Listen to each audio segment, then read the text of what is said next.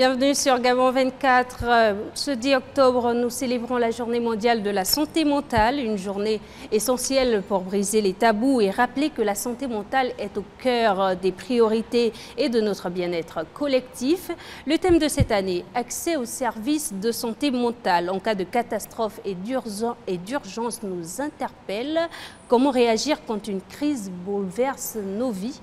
Au Gabon, parler de santé mentale n'est pas toujours facile par peur du regard des autres, beaucoup se taisent et pourtant les souffrances existent dans les familles, dans les écoles, dans les entreprises. Pour en parler avec moi sur ce plateau, professeur Assoumou Ando, il est maître de conférences agrégé en économie. Madame Sikout Assélé Wilma, elle est présidente de la Fondation Gertrude François. Madame Tchéi Stéphanie, elle est responsable du service social de la Fondation Mabanière.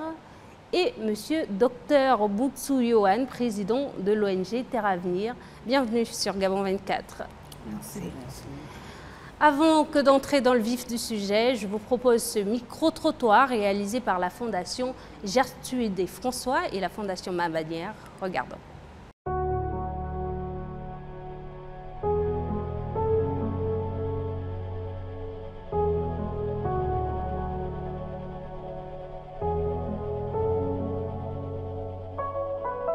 La dépression est un état de santé mentale confus, de totale confusion où on ne sait vraiment comment se sentir, on ne sait quelle émotion avoir, on est juste confus dans ce que l'on peut ressentir comme émotion. La dépression pour moi c'est une maladie psychologique qui emmène la personne à se retirer de la société, à s'isoler, à avoir un sentiment de désintéressement, beaucoup de choses. La personne peut cesser d'être intéressée par ce qu'elle aimait auparavant.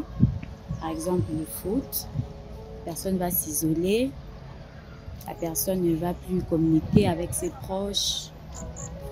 C'est un sentiment qui amène quelqu'un à perdre le goût à la vie. C'est ce que je pense. Je peux comprendre par dépression le fait de subir un choc.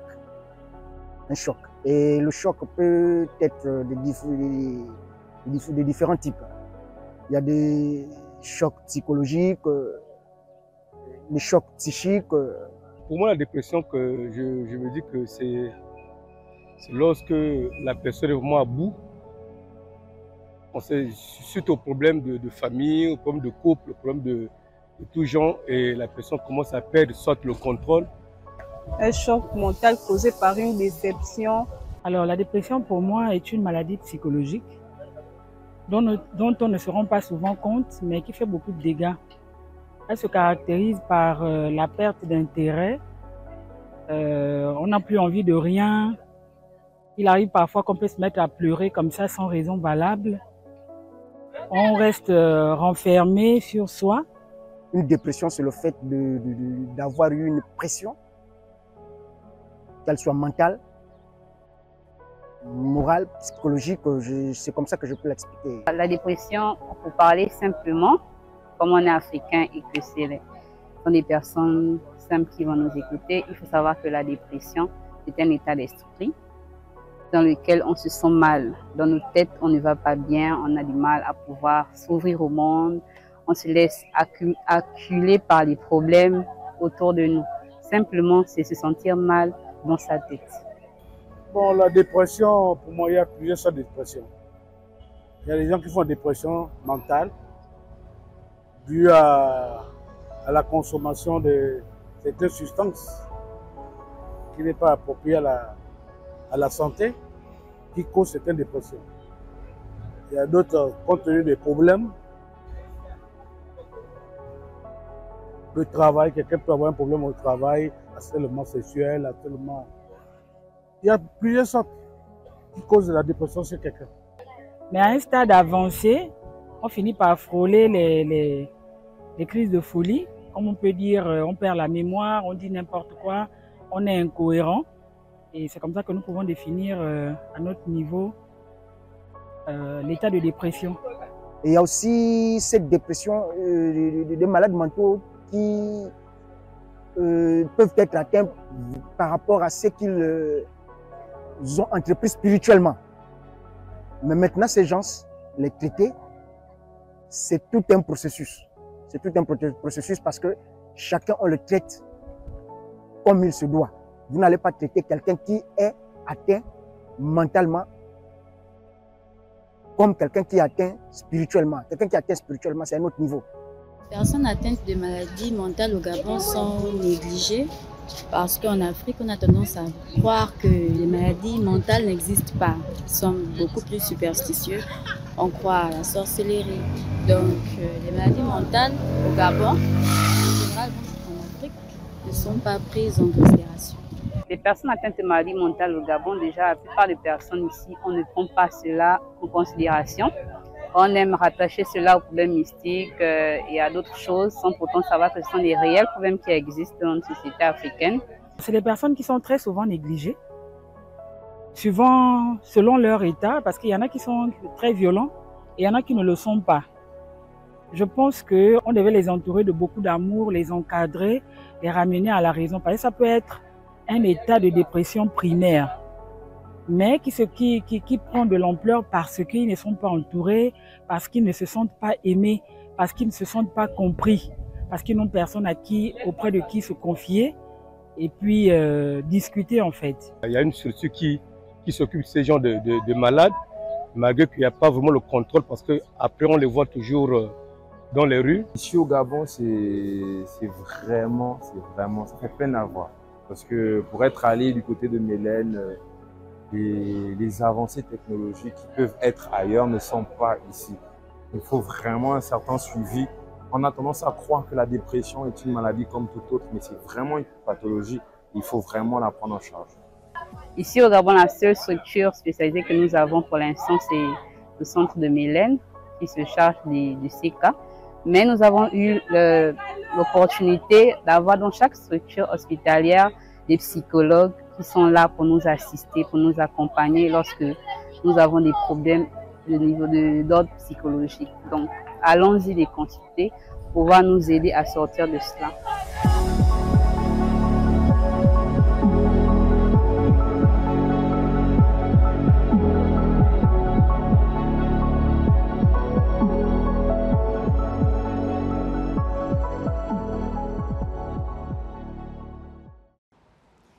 Alors, professeur Assoumou Ando, beaucoup de familles gabonaises, quand on parle de santé mentale, c'est très souvent associé à la folie. Mais concrètement, c'est quoi la santé mentale? Pour aborder ce type de questions, il faut naturellement être spécialiste, tantôt en psychiatrie, en psychologie. Pour ma part, je suis économiste de formation. Ce qui m'a beaucoup plus intéressé à l'intérieur, c'est d'identifier l'ensemble des troubles qui peuvent affecter la mentalité, le mental d'un individu, notamment l'anxiété, la dépression, dans une étude que nous avons réalisée avec la Fondation Mabanière et la Fondation Gertrude François.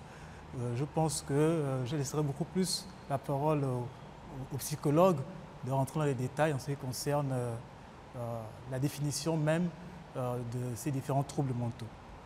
Et justement, quand nous avons vu dans le document qui vient d'être diffusé, quand on parle de santé mentale, beaucoup associent la santé mentale à la folie. Pourtant, la santé mentale, c'est aussi le stress, quelquefois. Effectivement, et il serait intéressant de clarifier le concept de santé mentale. Et là, je vais faire intervenir la définition de l'Organisation mondiale de la santé qui pense que la santé mentale est un état de bien-être complet.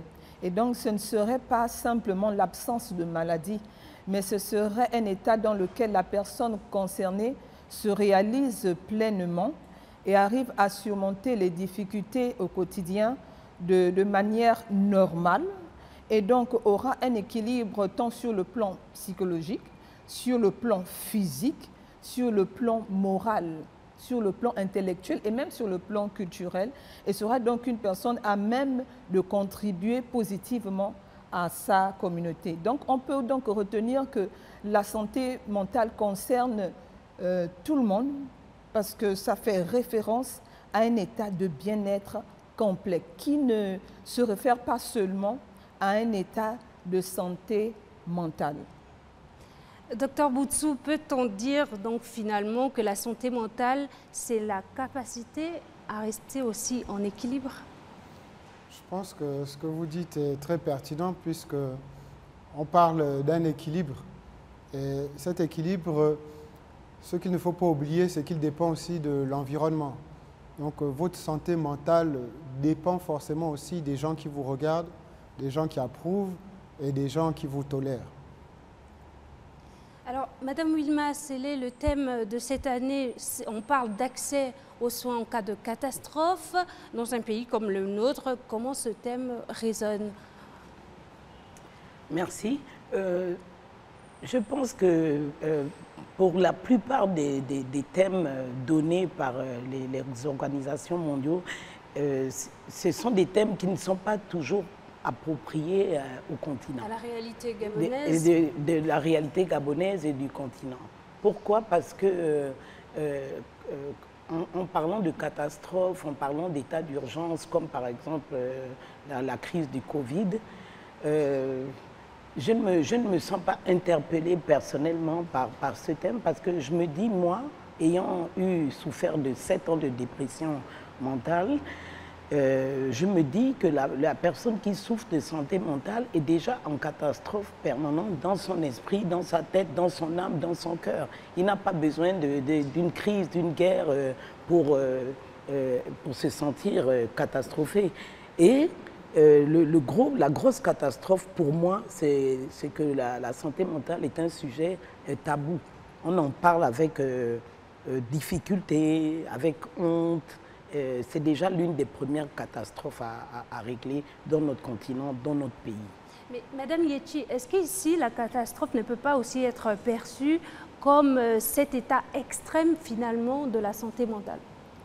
Tout à fait, je suis bien d'accord, parce qu'il est déjà important de bien saisir et cerner la thématique de cette année concernant la santé mentale, accès aux services. Et dans un sens strict, on pourrait retenir les services de psychologie, les services de psychiatrie ou les services d'urgence médicale.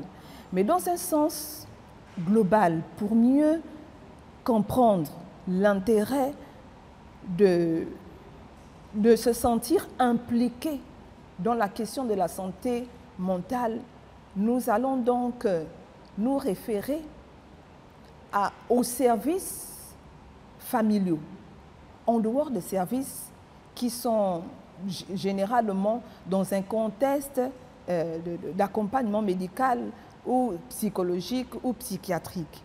Il y a des services dans la niche parentale à la maison, parce que la santé mentale commence dès l'enfance. On va parler de services affectifs.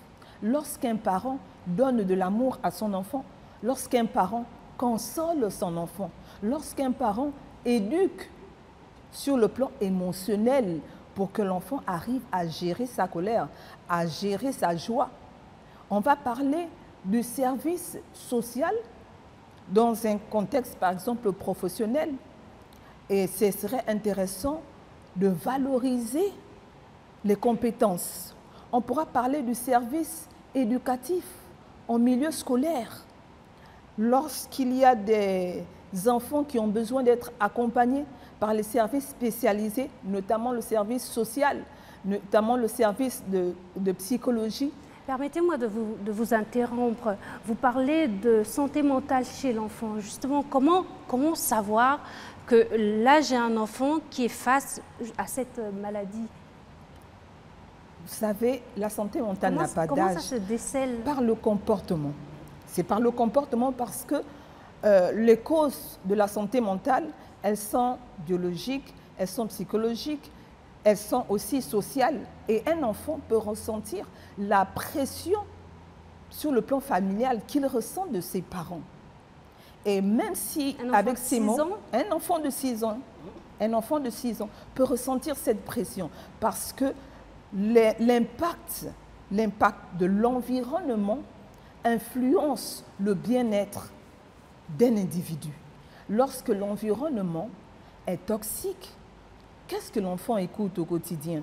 Lorsqu'il n'y a pas ce service de soins, lorsqu'il n'y a pas ce service d'amour, et qu'un enfant de 6 ans et qu'un enfant de 5 ans ne se sent pas aimé mais rejeté, dans son comportement, il pourra être agressif à l'école.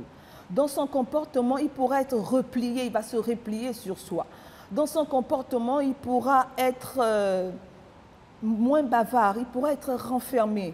Donc, voyez-vous, la santé mentale concerne même les plus petits. Et c'est en grandissant parce que lorsque nous ne sommes pas à l'écoute de cette souffrance mentale, elle se développe. Et c'est à l'âge adulte qu'on se rend compte qu'il y a beaucoup d'impact, qu'il y a beaucoup de mécanismes, qu'il y a beaucoup de travers. Et le plus souvent, ça se termine par une maladie mentale. Mais le point de départ, c'est depuis la maison. Très bien. Alors, messieurs, accès aux services de santé mentale en cas de catastrophe et d'urgence. Si vous deviez justement dresser un diagnostic de cet accès aux services de soins de santé mentale au Gabon, quel serait ce diagnostic? Bien, moi, si je peux intervenir, puisqu'on parle de catastrophe, la dernière catastrophe nationale peut-être qu'on a connue, c'est le naufrage de l'Esther du Murat. bateau. Généralement, dans ce type de procédure, ce sont les psychologues qui peuvent s'organiser en cellules. Mais comme Madame Wilma disait tout à l'heure, il faut prendre en compte le contexte dans lequel nous vivons. Nous sommes au Gabon, nous savons que nous sommes un peuple très croyant. Et généralement, lorsque survient des troubles ou des déséquilibres au niveau psychologique, ou on pourrait même prolonger au niveau spirituel, parce que c'est la manière dont c'est souvent pris ici, les gens ont aussi tendance à se tourner vers les églises ou vers les tradipraticiens qui seront dans un premier temps dans ce qu'on appelle le circuit thérapeutique mental, la première barrière pour prendre en charge la souffrance émotionnelle ou la souffrance psychologique de l'individu. Mais ce qui est important de souligner, c'est est-ce qu'ils n'ont pas un rôle aussi à jouer, les églises, les tradipraticiens, dans cette démarche vers l'acceptation de la maladie, finalement? Je pense qu'il y a au contraire de la place pour tout type de praticien. Il suffit juste que chacun connaisse sa place. Vous pouvez avoir un problème psychologique et émotionnel qui est géré par un prêtre, par un tradipraticien, mais il y en a qui ne pourront pas gérer certains types de problèmes qui, là, devront être adressés soit à un psychiatre, soit à un psychologue. Parce que lorsqu'on parle de santé mentale, il faut savoir qu'il y a plusieurs étages au niveau... Dites-nous, quels sont ces étages, justement? Comme Madame disait, on peut commencer d'abord avec un enfant qui ne sera pas peut-être dans un équilibre familial normal, mais qui aura quand même les mécanismes pour tenir. Et vous savez que nous... Mais il y a des gens qui souffrent de santé mentale, pourtant venant des familles aisées, ayant une belle enfance, mais la santé mentale n'a rien à voir finalement avec le cocon familial. Je vais intervenir à ce sujet parce que ayant moi-même vécu 7 ans de santé mentale, j'ai eu une très belle enfance parce que je n'ai pas vécu avec mes parents, mais j'ai vécu avec une grand-mère aimante, un grand-père aimant. Et ma santé mentale, personnellement, pour aller droit au but, a eu un élément déclencheur qui fut mon mariage, mon divorce. Parce que depuis l'enfance, j'avais un idéal de la famille composée du papa, de la maman, des enfants. Et quand ça s'est mal passé, j'ai complètement eu le déclic de commencer à avoir un début de santé mentale qui s'est accentué avec la perte de mon emploi. Pourquoi la perte de mes activités? Parce que je n'étais plus en mesure de gérer par rapport aux conséquences dues à mon divorce. Donc c'est un enchaînement d'événements en parlant par exemple de mon propre cas. Voilà. Et justement, comment vous vous en sortez face à cette maladie? Quel a été le processus dans la reconstruction de soi, finalement? Un très long processus, parce qu'avant d'enclencher le processus de reconstruction de soi, il m'a fallu d'abord vivre la maladie. Donc c'est déjà ça qui m'a pris d'abord 7 ans. L'acceptation déjà de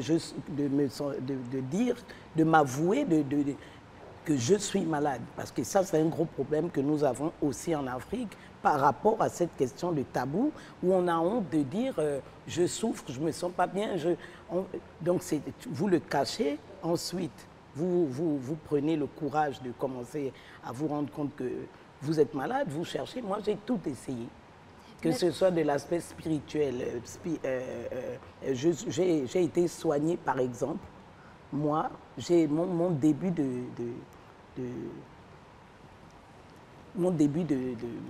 guérison a commencé par les tradipraticiens. Paix à son âme, par Maître Atomri Benga, après avoir côtoyé les psychologues, les prêtres et tout le reste. L'élément déclencheur de ma guérison fut, par exemple, mon passage chez Maître Atomri Benga. Madame Sékou Taslé, ce que vous dites est très intéressant parce que peut-être qu'il y aura des gens qui nous regardent et qui vont s'identifier à vous finalement. Vous dites que vous avez vécu un divorce et à la suite de ce divorce, donc, vous rentrez dans votre maladie. Mais quel est l'élément déclencheur? Comment tout de suite vous savez que là, je suis face à une crise de santé mentale? Quel a été cet élément déclencheur? L'élément déclencheur, c'est que je suis allée voir d'abord un médecin qui m'a diagnostiqué dépressif mental. Ça a été par rapport à mes réactions. J'ai des amis européennes et d'autres qui m'ont poussé à aller voir un médecin qui m'a diagnostiqué comme étant dépressif. D'ailleurs que j'ai refuté automatiquement, puisque j'ai refusé le diagnostic de ce docteur, que je salue au passage, qui se reconnaîtra. Et d'où a commencé ma descente en enfer. De n'avoir pas accepté.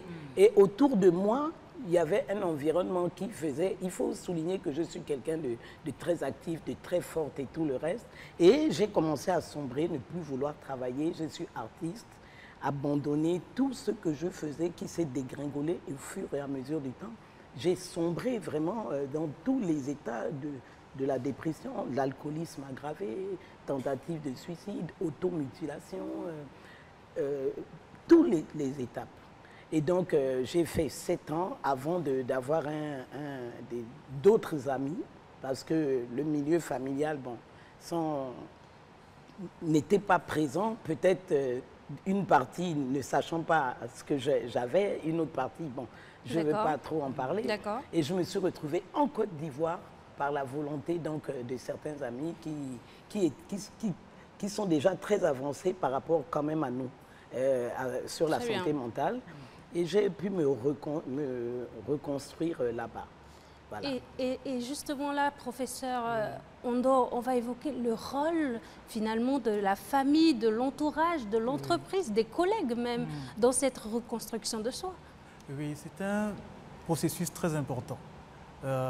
Lorsqu'on se demande pourquoi un économiste s'intéresse à ce type de problématique-là, il s'agit de tenir compte du cadre de l'entreprise et de se rendre compte que dans cette organisation, quelle entreprise ou bien quelle administration publique, les différents individus qui y travaillent ne sont pas des machines. Il s'agit d'êtres humains qui ont besoin d'un certain équilibre mental pour accomplir un certain nombre de tâches. Et donc, on a besoin de tenir compte de ce contexte-là et d'accompagner ces différents agents dans ce processus en cas de trouble mental. Donc, c'est un processus très intéressant qui a été analysé déjà par l'OMS. En termes d'analyse économique du sujet, l'OMS a estimé que les troubles mentaux faisaient perdre à l'échelle mondiale près de 12 milliards d'heures de travail, ce qui est très énorme, vraiment très énorme.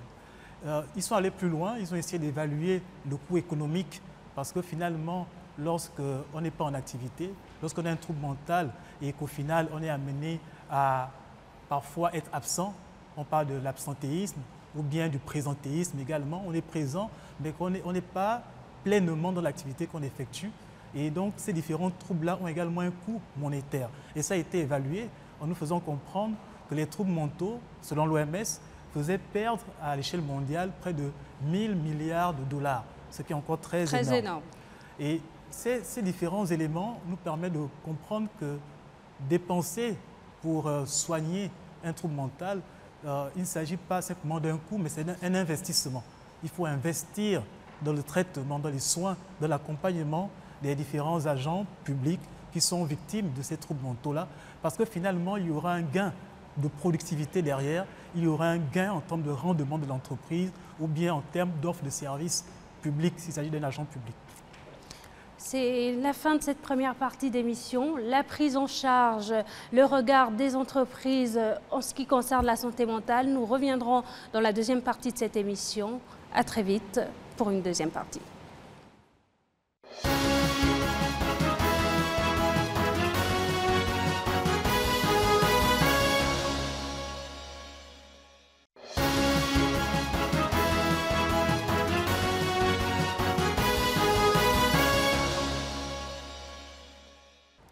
De retour sur ce plateau à l'occasion de la Journée mondiale de la santé mentale. Avec moi, des invités aussi pertinents que percutants. Mesdames, Messieurs, en première partie de cette émission, justement, nous abordions donc l'accès aux soins. Alors, on parle d'absentéisme au travail pour cause de santé mentale. Ça amène à se poser la question de la prise en charge au Gabon, finalement. Voilà pourquoi tout à l'heure je parlais d'un circuit thérapeutique, c'est-à-dire que la prise en charge commence souvent à la maison. Pourquoi? Parce que nous n'avons pas cette culture encore assez ancrée d'aller consulter un psychologue, d'aller consulter un psychiatre. C'est une maladie, en fait, ce sont des maladies parce que derrière la santé mentale, il y a tout un spectre de maladies différentes. Et pour ceux qui n'ont personne à la maison? Oui, la famille, le premier socle voilà pourquoi on disait qu'après de la prise famille, en charge. ce sont Après les la églises famille. ou les tradipraticiens Les amis. et les amis. Et généralement, les psychologues et les psychiatres, je parle peut-être... On les retrouve où, ces psychologues et ces psychiatres? Est-ce qu'il y a un coût, finalement, aussi? Par exemple, moi qui travaille à la clinique Medivision, nous avons un service de psychiatrie avec des psychiatres et des psychologues. Nous avons l'hôpital Mélène, qui est un hôpital spécialisé en psychiatrie. Aujourd'hui, je pense que lorsque je vois les actions de la Première Dame, nous allons vers la création d'un centre maintenant de psychologie, je dirais, intégrative, où on essaiera justement de mettre en place les différents acteurs pour avoir un échange de compétences et avoir une meilleure prise en charge pour le patient. Oui, Madame Yetchi, allez-y. Les psychologues, les spécialistes de la relation humaine dans notre pays sont partout, sont formés par l'État gabonais. En établissement, vous avez les conseillers d'orientation psychologue qui sont dans les collèges, qui sont dans les lycées de la 6e en terminale et qui sont à l'écoute des élèves. En milieu professionnel, il y a des psychologues de travail. En clinique, vous avez aussi des cliniciens. Et donc, on va dire, comme c'est le seul hôpital psychiatrique qui s'occupe des troubles mentaux, il y a des psychiatres.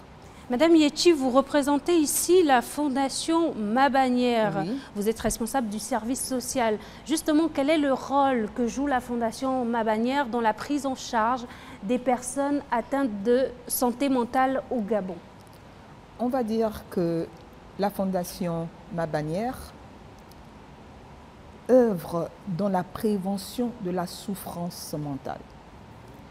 Les missions de la Fondation Ma Bannière, sous l'impulsion de sa fondatrice, Madame Zita Olingui Guéma, les missions sont orientées vers l'orientation, l'insertion, la réinsertion professionnelle, l'aide aux jeunes, aux enfants en situation de vulnérabilité qui sont dans des addictions illicites ou licites, avec la vision de protéger et de garantir la dignité des jeunes et des enfants. Donc, comme je le disais, la Fondation agit dans la prévention des souffrances mentales. Lorsqu'un jeune diplômé, mais sans emploi, est en quête d'un travail, il y a une souffrance. Lorsqu'il y a une jeune fille mère, qui a déjà en charge 2 ou 3 enfants et qui est en difficulté d'avoir un kit de maternité, il y a un besoin. Et donc la Fondation comprend que lorsqu'il y a ces besoins sociaux, il y a une dignité à protéger, à rétablir. En apportant de la formation, la Fondation Ma Bannière aujourd'hui offre des formations. Madame Yetchi, vous me permettrez, vous savez, la santé mentale est une crise silencieuse, mais une crise bien réelle. Il y a des gens justement qui souffrent de ça et qui n'osent pas en parler parce que encore tabou dans nos réalités, dans nos coutumes. Concrètement, à ces Gabonais là qui vous regardent aujourd'hui, vous leur dites quoi? Qui souffrent de santé mentale et qui n'osent pas en parler. Comment se positionne la Fondation Ma Bannière face à ces personnes? Comment accompagne la Fondation Ma Bannière face finalement à ces Gabonais-là qui souffrent de maladies mentales, puisque c'est de ça dont il est question aujourd'hui? Maladie mentale, peut-être pas, parce que c'est un trouble. Là, quand on parle de maladie mentale, c'est vraiment il s'agit des troubles mentaux. Et là, ça fait référence à la psychose, à la dépression, aux troubles obsessionnels compulsifs, mais plutôt de la santé mentale. C'est-à-dire qu'un jeune pourra avoir de l'équilibre dans sa relation familiale, mais dans sa relation professionnelle ou sa relation fraternelle, il aura des difficultés.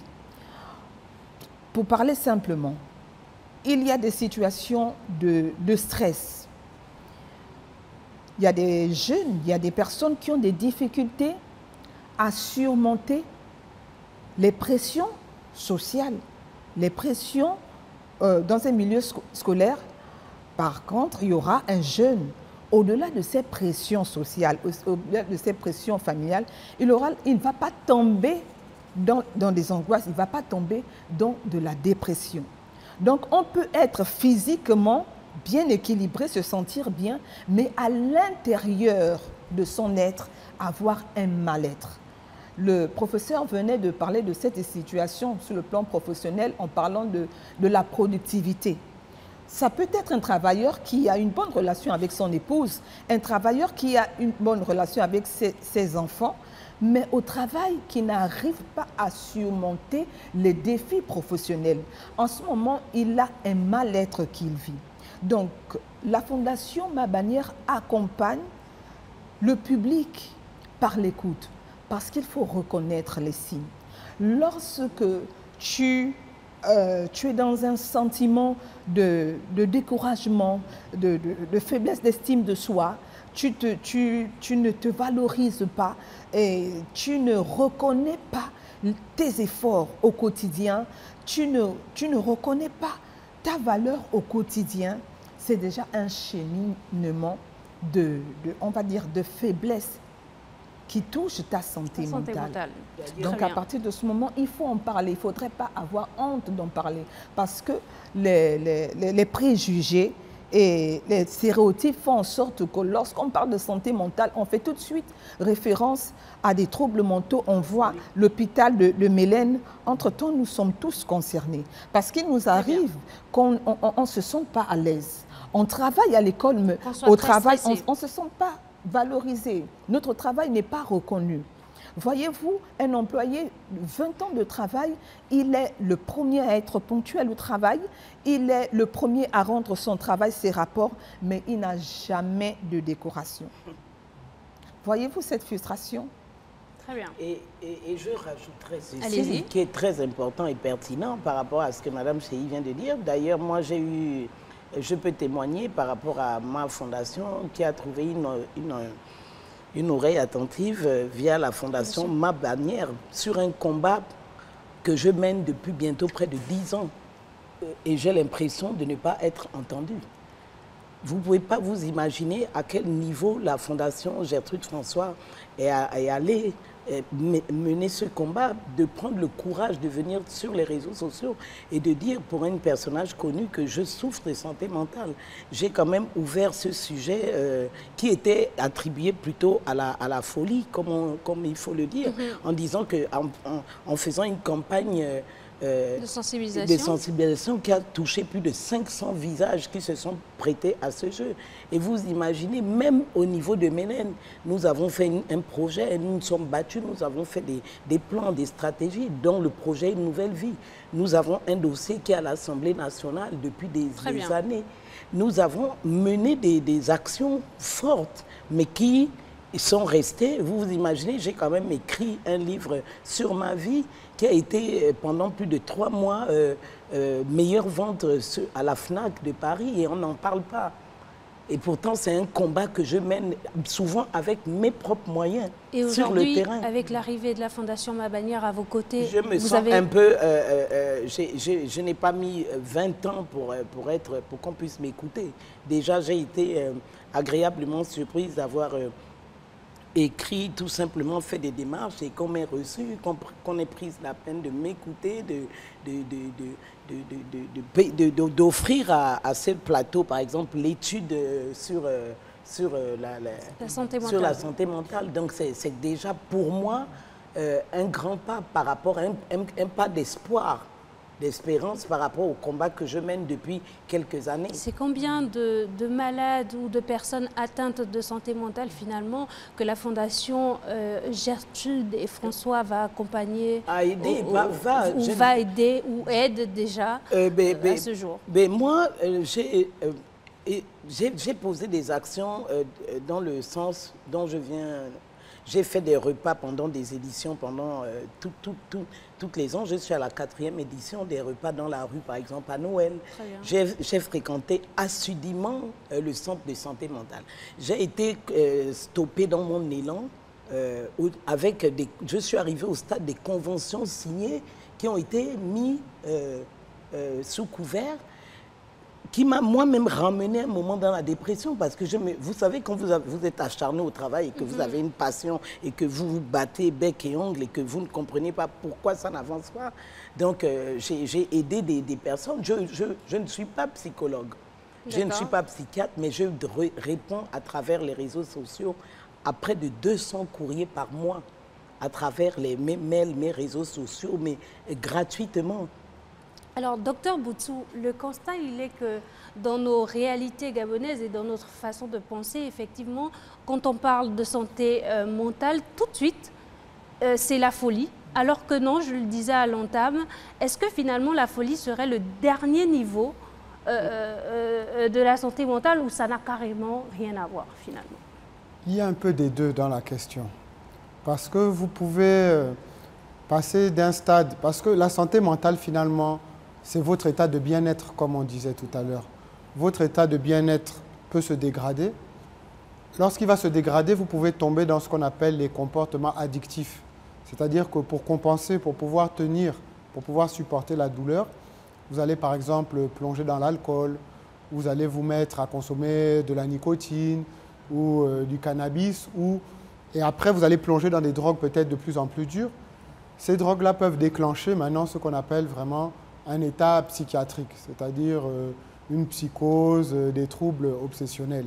D'accord. Mais vous pouvez aussi avoir des maladies psychiatriques qui sont dues tout simplement à une lésion cérébrale ou à une maladie qui était déjà en vous, une maladie génétique, une susceptibilité, qui fait que de toute manière, dès qu'il y aura un facteur déclenchant dans votre vie, vous aurez plus de chances de développer cette maladie psychiatrique. Donc, les deux, les deux ont leur part, mais les deux peuvent se rejoindre aussi. Okay. Et de toute manière, la santé mentale, aujourd'hui, elle englobe le quotidien. On pourrait même dire que c'est la mère des sciences, parce que la santé mentale, c'est votre état de bien-être. Et votre état de bien-être ne dépend pas que de vous, ne dépend pas que de vos amis, ça dépend aussi de votre travail, ça dépend aussi de la politique, même du pays de manière générale, parce que si vous avez un jeune qui est diplômé, qui a bien été formé, mais qui tôt ou tard se retrouve confronté à la précarité parce qu'il n'a pas d'emploi, se retrouve humilié, ce jeune-là, il est susceptible de craquer et de devenir plus tard un psychotique parce qu'il se sera retrouvé dans le mauvais réseau. Donc, la santé mentale, en réalité, englobe un peu tous les aspects de la vie. Et justement, comment assurer donc finalement le suivi psychologique des personnes atteintes de santé mentale? Avant, après, pendant? Je dirais que c'est un travail collectif. C'est déjà à travers ce que nous faisons, sensibiliser les personnes sur ce qu'est la santé mentale et sur les différentes voies vers lesquelles vous pouvez vous tourner lorsque vous avez un trouble. C'est sensibiliser au niveau scolaire, au niveau familial, au niveau des entreprises, au niveau des politiciens, pour qu'il y ait un accent mis dessus et qu'une énergie puisse enfin essayer de trouver des mécanismes pour pallier à ça. Puisque là, nous parlons de santé mentale, finalement. Nous parlons du bien-être de tous les Gabonais. Comment améliorer notre bien-être collectif? Comment améliorer notre bien-être collectif? Vous parlez des politiciens. Madame Wilma Sikouta-Sélé, justement, parlait d'une loi qui a été introduite au niveau du Parlement. Est-ce que cette urgence de santé mentale relève finalement le manque de vraie politique nationale dans le pays, professeur? Moi, je ne vais pas avoir... Oui, il ne faut pas avoir honte des peurs. À quelque sorte, oui, de le dire. Pour être clair, je pense que oui. C'est-à-dire, dans l'environnement, et le docteur Boussou en parlait, on est dans un environnement où ces différents troubles-là ne sont pas évoqués. Il s'agit, cela révèle une certaine fragilité de l'individu. Et donc, personne ne veut en parler. Dans l'étude que nous avons réalisée, lorsqu'on a commencé à discuter avec certains, on s'est rendu compte qu'ils assimilaient ça rapidement à la folie. Et donc, la question c'était de savoir, mais tu me prends pour un fou, pourquoi tu m'interroges sur la santé mentale? Ça signifie qu'au préalable, tu penses déjà que j'ai un problème. Et donc, ça crée déjà des barrières. Il faut pouvoir délier les langues, il faut pouvoir faire en sorte que les gens puissent parler et les politiques doivent aller dans ce sens-là. On a déjà ce type d'émission qui permet de pouvoir évoquer le sujet. Cela a été abordé depuis la petite enfance, déjà permettre de pouvoir parler, ouvrir les portes et pouvoir discuter de ces sujets-là. Il y a une question dans l'étude que nous avons menée où on posait la question de savoir quelles pouvaient être les sources qui pouvaient affecter finalement la santé mentale.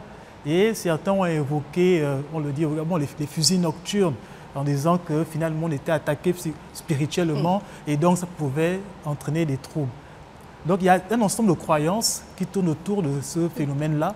Il est important de pouvoir en parler, de pouvoir prévenir, faire de la prévention. Et je crois que c'est ce qui est important. Et accompagner également les différents agents en tout âge, dans toute région.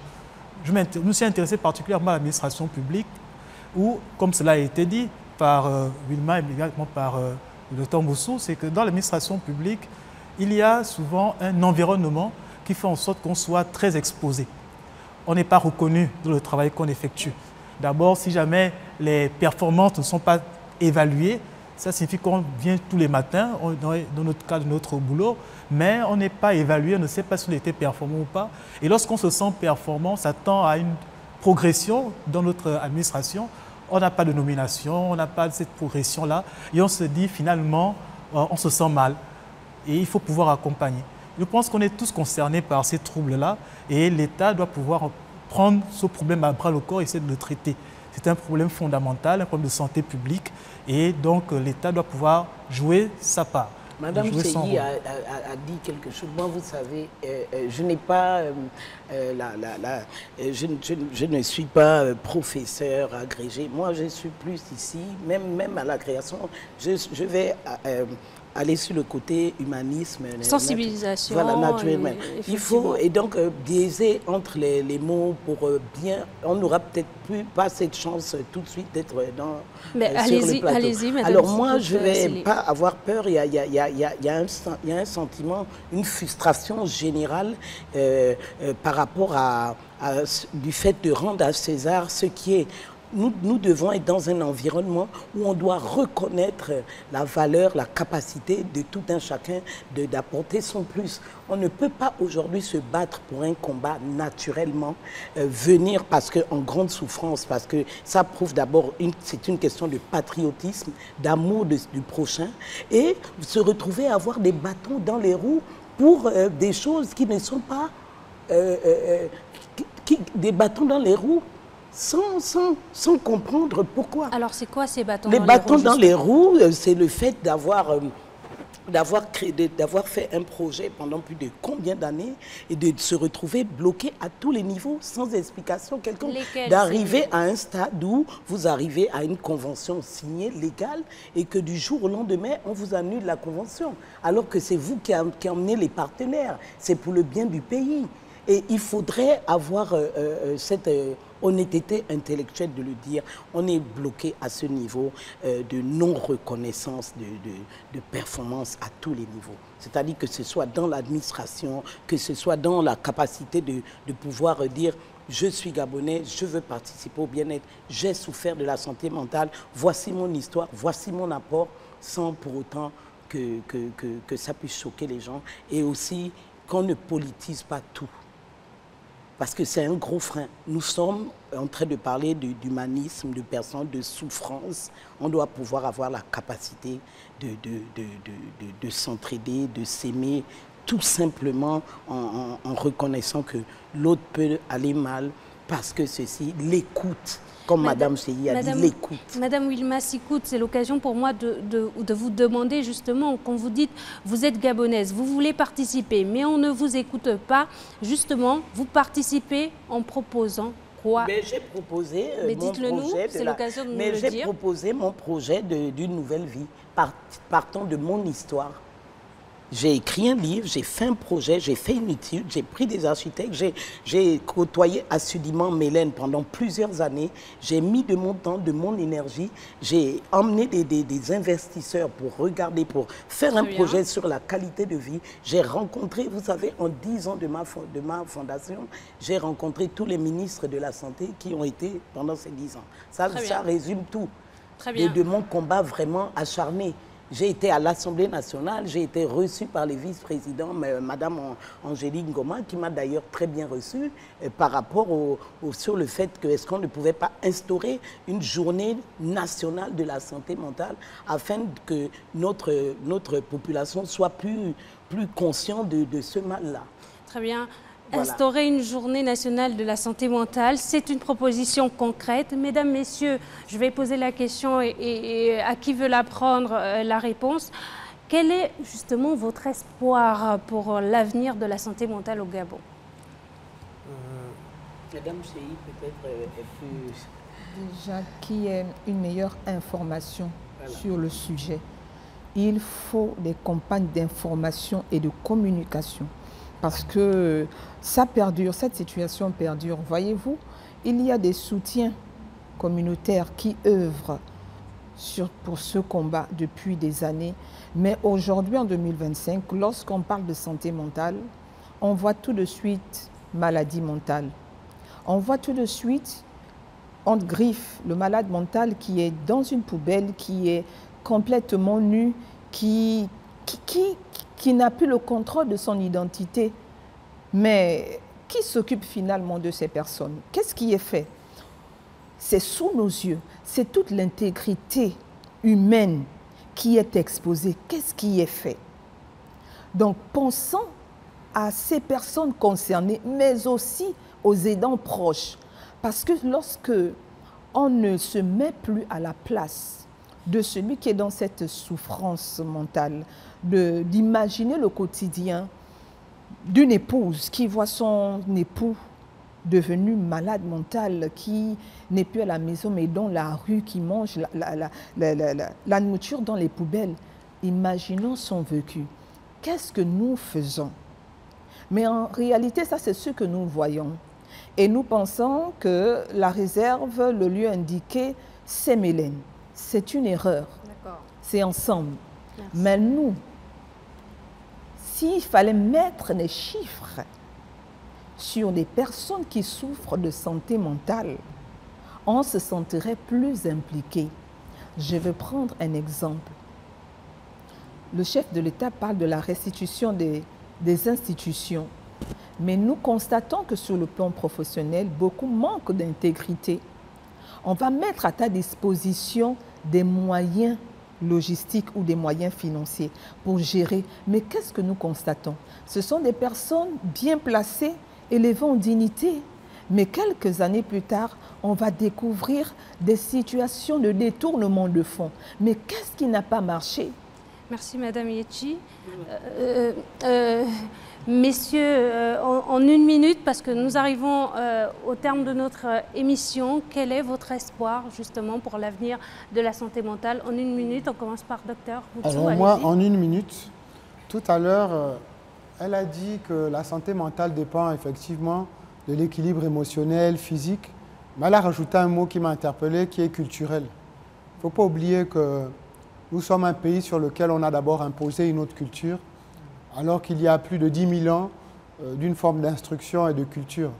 Il parlait de fusil nocturne tout à l'heure, mais c'est parce que chez nous, Gabonais, la culpabilité, elle est collective. Et aujourd'hui, on veut parfois faire assumer à quelqu'un toute une charge de responsabilité. Donc pour moi, dans le travail de la santé mentale au niveau national, il faudrait d'abord rééquilibrer notre culture, redonner une vraie place à la culture gabonaise. Quelle est-elle? Et afin de retrouver d'abord l'individu dans son identité. Parce qu'un arbre qui est mal enraciné, c'est un arbre qui finit par tomber. Merci, docteur. Professeur. Ce que je voudrais dire, c'est qu'on doit pouvoir aller au-delà de la folie lorsqu'on évoque les troubles au niveau de la santé mentale. Et cela permettra de se rendre compte que nous sommes tous concernés. Il y a plusieurs malades cachés au secteur privé, dans le secteur public, et cela cause de gros dégâts. L'OMS a fait une évaluation. Au Gabon, nous devons également faire des évaluations dans ce sens-là pour essayer d'identifier, de diagnostiquer bien sûr ceux qui sont atteints dans toutes ces formes, mais également évaluer de façon, en termes de nombre d'heures perdues, en termes de coûts financiers, savoir qu'est-ce qu'on perd lorsqu'on est victime, lorsqu'on est touché par le stress, par la dépression, par l'anxiété. Il y a une évaluation qui doit se faire à l'intérieur. Et là, on se rendra compte que le coût est beaucoup plus important, on parle de coût caché, le coût est beaucoup plus important que ce que l'on croit. Le problème n'est pas individuel, il ne s'agit pas de se dire qu'on a vu quelqu'un manger de la poubelle et donc le problème se limite à sa famille. Mais le problème touche vraiment l'ensemble de la collectivité et cette évaluation-là, je pense qu'elle doit se faire à l'échelle nationale.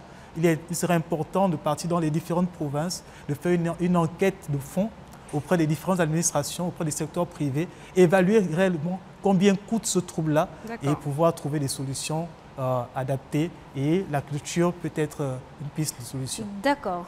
Merci messieurs, merci mesdames d'être passés sur le plateau de Gabon 24. Je rappelle que je recevais le professeur Assoumou Ando.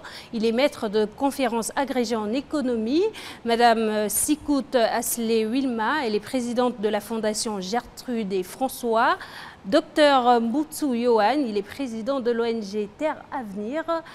Madame Tchei Stéphanie, elle est responsable du service social de la Fondation Ma Bannière. Merci à vous d'avoir été des nôtres. Mesdames, messieurs, la santé mentale n'est pas une faiblesse, c'est une part de notre humanité. En parler, c'est déjà faire un pas vers la guérison. Merci et moi je vous dis à très vite sur Gabon 24.